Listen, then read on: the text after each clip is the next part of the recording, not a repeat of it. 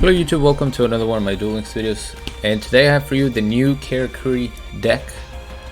We got a couple new cards for the archetype that used to be really good, and then it kind of lost relevance whenever stronger boss monsters came out. Their biggest boss was Karakuri Shogun, and he is only 2600. Then 6 Samurai came out, they kind of lost their punch or their strength. But now we have two new cards. I think I have more than two, but two new cards that we're going to be using. Karakuri Klock. Activate only when a face-up defense position Karakuri monster is selected as an attack target. Destroy all face-up monsters your opponent controls. Now it's worth mentioning that if your monster begins in attack position, so something such as Ninishi, if he gets attacked, Ninishi will switch into defense position. That will not trigger the Karakuri Klock. At that point it's too late. Your monster has to be in defense position when the attack is declared. So just one thing to point out. And then the other new card we have is Karakuri Steel Shogun Burrito, level 8 Synchro. When this card is Synchro summon, you can special summon one Karakuri monster from your deck. Once per turn, when the battle position of a Karakuri monster you control is changed and remains face up, draw one card. So we can draw a little bit using the Burrito. So yeah, but other than that, his level 8 is a little awkward to go into. So your Beret is still going to be your main go-to monster.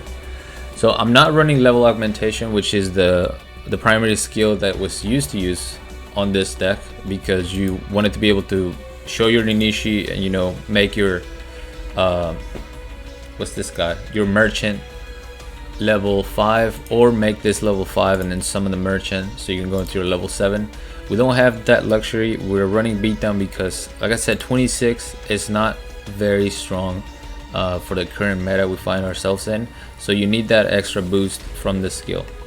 Let's go ahead and show the deck list. We have 3 Ninishi. I was very lucky to pull the third one on a guaranteed SR pull. We have 3 merchant. Merchant is going to let us search for one Karakuri card from the deck to our hand. A lot of times you're going to want to search Cache so that you can then get an additional monster search off of that. So a lot of deck thinning. We have one Karakuri Watchdog, which is level 4 tuner. This is our main means to go into Burrito. This card is pretty cool. So all your Karakuri monsters have to attack if they're in attack position, but this guy cannot be destroyed by battle while it's in attack position. If he actually battles, the rest of your Karakuri monsters and him as well gain 800 attack and defense until the end phase.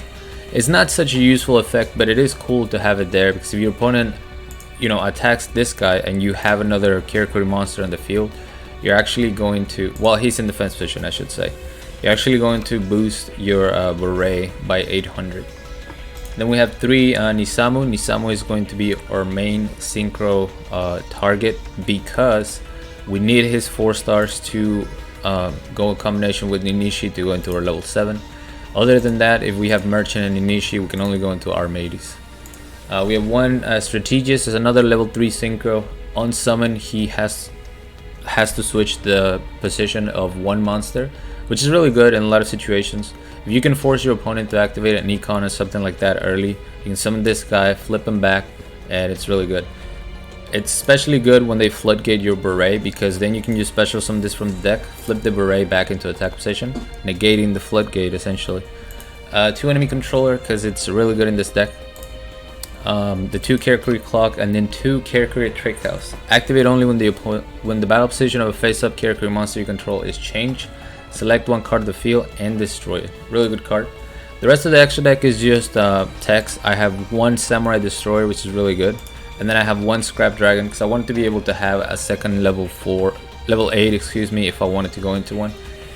But this is one of those decks that really suffers by the limitation of our extra deck. I wish I could run level 9s. Having a Vermilion in here would be great. Having a Quarion would be amazing as well, because you can go into a level 9 fairly easily with 2 tuners. But yeah, that's gonna be it for the deck explanation. Let's go ahead and show you some gameplay. I did start playing Karakuri's on stream the other day, and those deck lists had its merits. One of them focused using desynchro, which is good, but it felt like it wasn't leading to anything. Really, you were just synchroning over and over, but for no actual gain. And the other one focused on counter traps, and it just seemed a little bit too bricky. This is a little bit better as far as brick is concerned, because you have a lot of back row to rely on.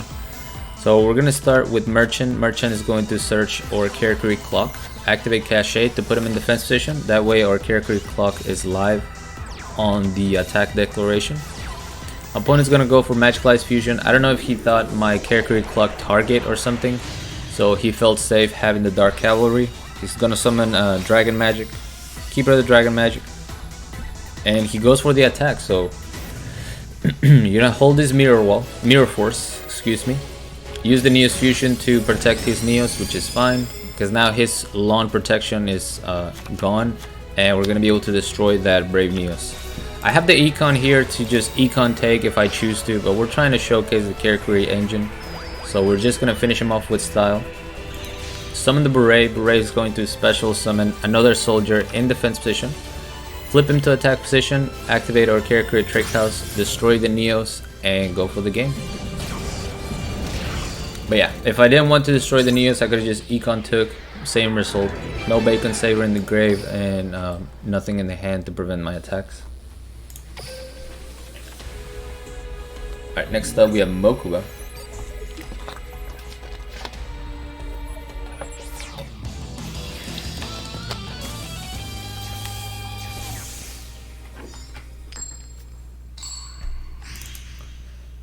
We're going second, which we don't mind. The one thing about this deck that really limits what you can do with it is the fact that other than Ninishi, you don't have a reliable way to summon multiple monsters the same turn. Nishi is going to be there, so we're going to get that additional summon. We're going to go into Burrito right away. Burrito special summon a, what is this guy, Soldier. Now we can go into Beret. Beret is going to special summon Strategist. Strategist is going to change its own position, so we can draw one. And I didn't know what we were going up against, so I was like, let me just flip him face up. If it's a spy, that's fine. We're going to deal a lot of damage because of beatdown. Unfortunately, we attack into a wall of disruption. So I'm going to Econ take here and just deal as much damage as possible. We're going to leave him at 200 life. We still have back row. We're feeling good here. That's fine. He destroys my Beret. When I activate Cache, switch our Burrito into defense position. That's gonna let me draw one card. Canadian on the Ninishi, so we're just gonna Econ take and finish the game with the second Econ take on the Spiritualist. The Dark Singer, Fortune Ladies, Signer.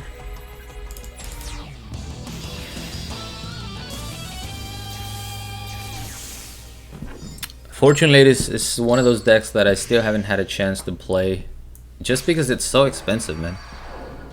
Those three Fortune Lady calling, it's very rough to get. I think I have one. Alright, so we have Ninishi. We're gonna activate Cache, normal summon a soldier. I'm going to our boy Beret. And I'm gonna go ahead and summon Ninishi in attack position, because if they attack, he's gonna switch to defense position. We can activate our Trick House and destroy something. I didn't want to give him all the Fortune Lady shenanigans, so I'm just gonna Econ take right now. Keep the Beret. I'm gonna pick up a Cache, so this is gonna allow us to destroy something with Trick House. And we're gonna go for the back row, which turns out to be a bluff. Just another Fortune Vision. Normal summon the soldier, clear out the field, and we get the scoop. As you can see, Trick House, very useful. It is inherently slow because it's a trap, but if you're able to set up your field with like multiple of them, I mean, I run two. There were a lot of games where I had both of them face down, and you know, my opponent attacking into my monster just triggers the position switch, and I get to destroy 1 to 2 cards. It's really good. Not to mention the Mirror Force. I got life point boost alpha. A lot of life we're gonna have to get through. Go for Cachet, add an Inishi, and we have a defense position monster, so we can activate our Klock on an attack declaration. And yeah, we're gonna go ahead and get rid of that Apple Magician Girl. Why not? Summon Ninishi. Ninishi is going to summon Nispachi, and because I know I'm going up against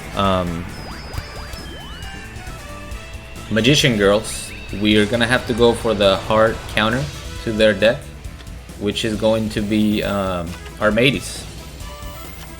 I'm not gonna attack into that back row because I don't trust it, so I will just attack with Armades and hold the Beret attack.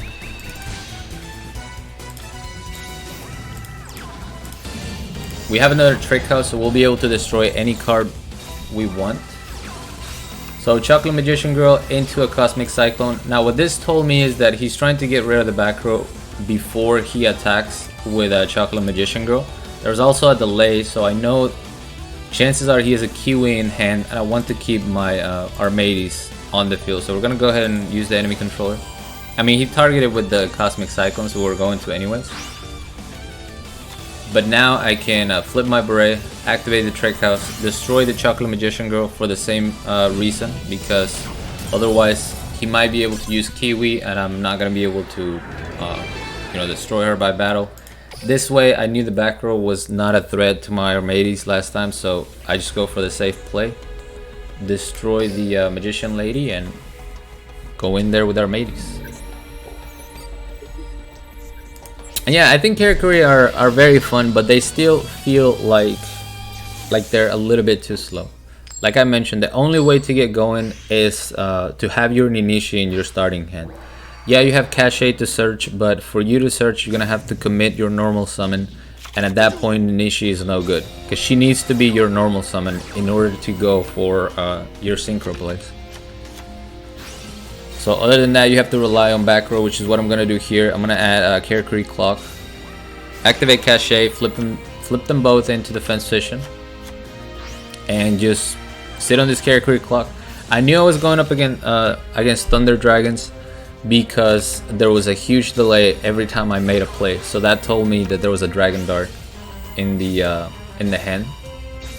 He also is using Heavy Starter, so we don't have to worry about beatdown, which is really good. It's really good in Thunder Dragon. So we're going to get our additional normal summon the soldier, go into Samurai Destroyer.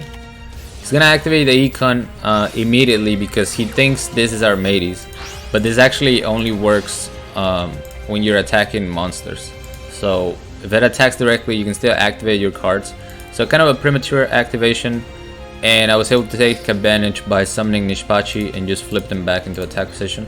Now we can summon the Armades. He's going to be forced to get a Thunder Dragon on the field. Armades is going to prevent the effect from activating when I destroy it. And that pretty much gives me the win, because... or maybe not yet. Alright. Now we're going to go into a level 8 Scrap Dragon.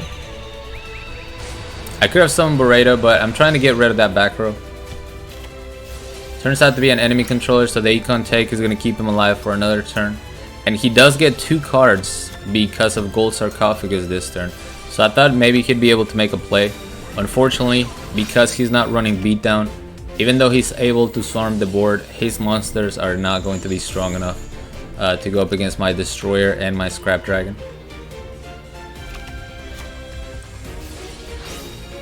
So yeah, kind of unlucky for him, but we take those. And yeah, this deck is really fun, man. I just don't see it. Even with Karakuri Klock, they're gonna need some more help. Maybe a monster that you can easily special summon, or another way other than Ninishi to get that additional summon. Because otherwise you have to rely on the back row to keep your monster alive and be able to make plays the following turn. That makes it inherently slow in my opinion. But it's still a fun deck to use nonetheless. So thank you guys so much for watching. As always, like, comment, and subscribe if you want. And until next time.